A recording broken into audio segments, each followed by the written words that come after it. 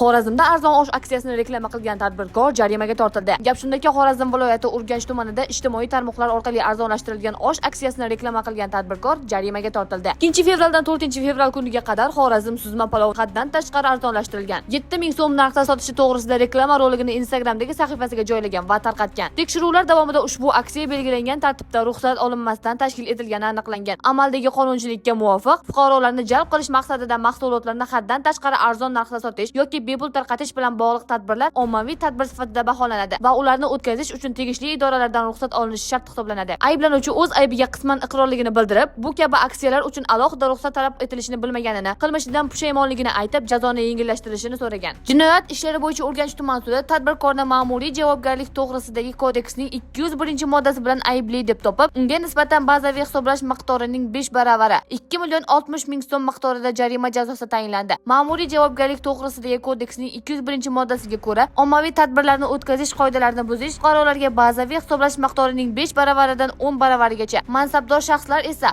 10 baravaridan 15 baravarigacha miqdorda jarima solishga sabab bo'ladi. Ushbu qarordan yaqinlaringizni xabardor qilib qo'yishni unutmang. Poytaxtdagi eng dolzarb voqealar va muhokamalarga sabab bo'layotgan yangiliklarni Toshkentliklar 24 kanalida kuzatib boring.